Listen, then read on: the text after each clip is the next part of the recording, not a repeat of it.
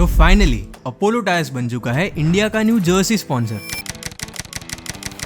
लेकिन इंटरनेट पे लोगों के कुछ अलग ही रिएक्शंस है। लाइक अपोलो टायर्स की फील्डिंग सेट है, let's pray and hope the company survives the sponsorship period. इसका डाउनफॉल शुरू। लेकिन आखिर ऐसा क्यों कहा जा रहा है? वेल, इसका रीजन समझने के लिए हमें पास्ट जर्सी स्पॉन्सर्स की कहानी देखनी होगी। ITC Wills, Sahara, Star India, Oppo, Byju's and Dream 11 जब जर्सी स्पॉन्सर बने तब उनकी एक्सपेक्टेशन तो थी एक्सपोजर पाने की, बट उनको रिटर्न में कुछ ऐसा मिला जो वो सोच भी नहीं सकते थे। रिजल्ट, या तो उनको ये कॉन्ट्रैक्ट एंड करना पड़ा या फिर ऑलमोस्ट पूरी कंपनी ही बंद हो गई। और इसी वजह से फैंस मानते हैं कि इंडियन टीम के जर्सी राइट्स कर्स्ड है एंड जो भी स्पॉन्सर बनेगा उसकी फील्डिंग तो सेट है। बायजूस के फाउंडर बायजू रविंद्रन की नेट वर्थ शून्य हो गई है। Sahara had to pay up 25,700 crore rupees back to its investors.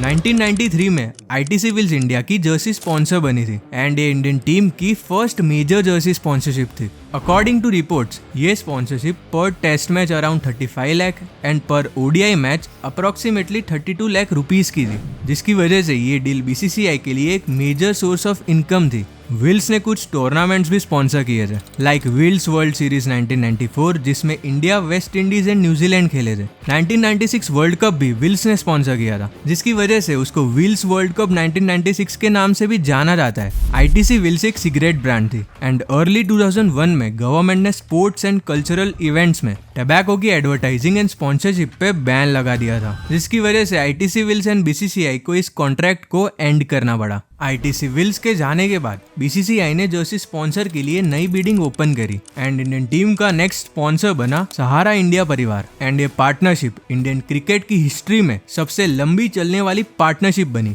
जो अप्रोक्सीमेटली 12 साल यानी एक डेकेड से भी ज्यादा चली थी। सहारा ने इंडियन टीम का गोल्डन पीरियड विटनेस किया, लाइक 2007 का first ever T20 World cup जीतना, 28 साल बाद 2011 का ओडीआई वर्ल्ड कप जीतना और 2013 की चैंपियंस ट्रॉफी जीतना। According to reports by 2010 Sahara BCCI को per match around 3.34 crore rupees दे रही थी। सहारा और इंडियन टीम दोनों काफी पॉपुलर हो चुके थे, बट इसकी वजह से उनको कुछ अनवांटेड अटेंशन मिलने लगी एंड 2012 तक उन पर बहुत सारे केस लग गए थे, जिसकी वजह से सहारा और इंडियन टीम की ये अनब्रेकेबल पार्टनरशिप फाइनली 2013 में एंड हो गई। सहारा एक आईपीएल टीम भी ओन करती थी, Pune warriors India, but financial disputes की वजह से अक्टूबर 2013 में वो टर्मिनेट हो गई थी और सहारा ग्रुप के फाउंडर सुब्रता रॉय को 2014 में जेल भी जाना पड़ गया था, जिसके बाद उनका ये बिजनेस एम्पायर ऑलमोस्ट डेड हो गया था। Subrata Roy to pay up 25,700 crore rupees back to its investors. Flamboyant tycoon Subrata Roy is arrested.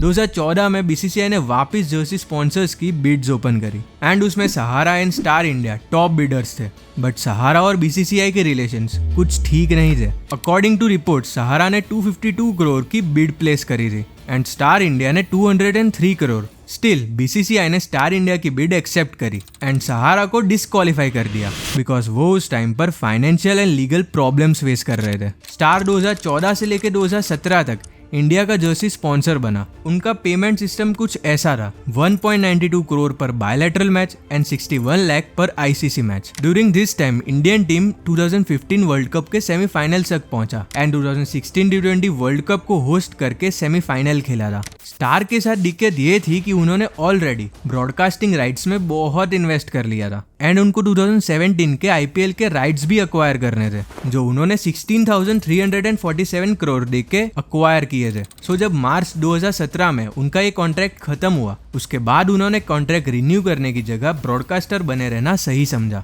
मार्च 2017 में companies like Vivo, Paytm, Oppo ने जर्सी स्पॉन्सरशिप के लिए बिडिंग करी थी, but out of all Chinese smartphone brand Oppo ने 1079 करोड़ की bid करके Vivo and Paytm को आउटबिड कर दिया था। ये डील टोटल 5 साल की थी, 2017 से 2022 तक एंड प्रीवियस स्टार इंडिया की डील से 5 गुना बढ़ी थी। ओप्पो पर बायलैटरल मैच 4.61 करोड़ एंड पर आईसीसी मैच 1.56 करोड़ पे कर रहे थे। ये डील वर्ल्ड क्रिकेट में सबसे लार्जेस्ट जर्सी स्पॉन्सरशिप डील थी। ड्यूरिंग दिस टाइम इंडिया ने 2017 की चैंपियंस ट्रॉफी खेली एंड 2018 में ऑस्ट्रेलिया को ऑस्ट्रेलिया में हराया था। इसके अलावा इंडिया ने 2019 का ओडीआई वर्ल्ड कप भी खेला था, बट ये डील लॉन्ग रन में सस्टेनेबल नहीं थी एंड जो रिटर्न्स वो एक्सपेक्ट कर रहे थे वो काफी कम थे। सो ओप्पो ने मार्केटिंग एक्सपेंसेस को कट डाउन करके प्रोडक्ट प्रमोशंस पर फोकस किया। ये कॉन्ट्रैक्ट 5 साल का था एंड ओप्पो ने फर्स्ट हाफ मीन्स 2019 तक 539.5 करोड़ पे कर दिए थे, बट उनको एक्सपेक्टेड रिटर्न्स नहीं मिले थे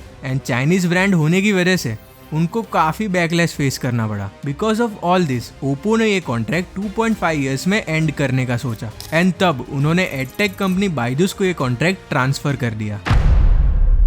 सितंबर 2019 से मार्च 2022 तक बायजूस ने 539.5 करोड़ पे किए थे। इनिशियली सब कुछ नॉर्मल चल रहा था एंड फैंस भी काफी खुश थे बिकॉज एक इंडियन एजुकेशन कंपनी इस बार स्पॉन्सर बनी थी। कोविड के दौरान जब स्कूल्स बंद हुए तब बहुत सारे स्टूडेंट्स ऑनलाइन लर्निंग की तरफ जाने लगे। जहां 2019 में बायजूस में करीब 45 मिलियन यूजर्स थे, वहां 2021 में उनके 100 मिलियन से भी ज्यादा यूजर्स थे, जिसकी वजह से बायजूस की वैल्यूएशन 18.3 लाख करोड़ तक पहुंच चुकी थी। बट जब स्कूल्स रीओपन हुए तो बहुत लोगों ने सब्सक्रिप्शन कैंसिल कर दिया और ऑफलाइन स्टडी की तरफ जाने लगे। पेंडेमिक के समय बायजूस ने ओवर हायरिंग करी थी। जब यूजर्स प्लेटफॉर्म छोड़ने लगे तब उनका रेवेन्यू काफी जल्दी ड्रॉप होने लगा, जिसकी वजह से उनको बहुत सारे एम्प्लॉयज को निकालना पड़ा एंड बिकॉज ऑफ दिस उनको पब्लिक का क्रिटिसिज्म फेस करना पड़ा। इन सब के बीच बायजूस ने 2022 में बीसीसीआई के साथ ये डील एक्सटेंड कर दी एंड 2023 में बायजूस फाइनेंशियल क्राइसिस फेस करने लगा, जिसकी वजह से वो बीसीसीआई के स्पॉन्सरशिप ड्यूज क्लियर नहीं कर पाया। जिसके जवाब में बीसीसीआई ने एनसीएलटी में इंसॉल्वेंसी का केस फाइल किया,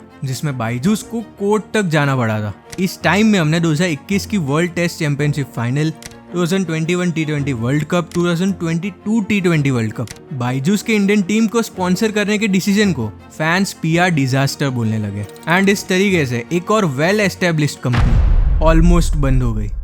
2023 में ड्रीम 11 ने बायजूस को रिप्लेस करके बीसीसीआई के साथ 358 करोड़ की डील साइन करी, जो 3 साल की थी। यस, ये ओप्पो बायजूस वाली डील से काफी कम थी, बट बीसीसीआई एक रिलायबल ब्रांड ढूंढ रहा था एंड ड्रीम 11 ऑलरेडी आईपीएल का फैंटेसी पार्टनर था। ड्रीम 11 पर बायलैटरल मैच 3 करोड़ एंड पर आईसीसी मैच 1 करोड़ पे कर रहा था। कुछ फैंस खुश थे बिकॉज ड्रीम 11 एक इंडियन कंपनी थी, बट कुछ लोगों का कहना था कि ये बैटिंग प्रमोट कर रहे हैं। फिर भी उन्हें कोई मेजर बैकलैश फेस नहीं करना पड़ा बिकॉज पॉपुलर क्रिकेटर्स इसको एडवर्टाइज कर रहे थे। सहारा के बाद ड्रीम 11 ने इंडियन टीम का गोल्डन पीरियड विटनेस किया, जिसमें हमने 2023 का एशिया कप, 2024 का T20 वर्ल्ड कप एंड 2025 की चैंपियंस ट्रॉफी जीती थी। बस हम 2023 के वर्ल्ड कप की फाइनल नहीं जीत पाए। हर किसी को लग रहा था कि ड्रीम 11 ने फाइनली ये जर्सी कर्स को तोड़ दिया है, लेकिन गवर्नमेंट ने promotion and regulation of online gaming act 2025 पास करके रियल मनी गेमिंग प्लेटफॉर्म्स को बैन कर दिया एंड उनकी स्पॉन्सरशिप को भी कैंसिल कर दिया, जिसकी वजह से ड्रीम 11 एंड बीसीसीआई का ये कॉन्ट्रैक्ट टर्मिनेट हो गया। 2 सितंबर 2025 को बीसीसीआई ने एक बार फिर से इंडियन टीम के जर्सी स्पॉन्सरशिप राइट्स के लिए बिडिंग प्रोसेस शुरू किया।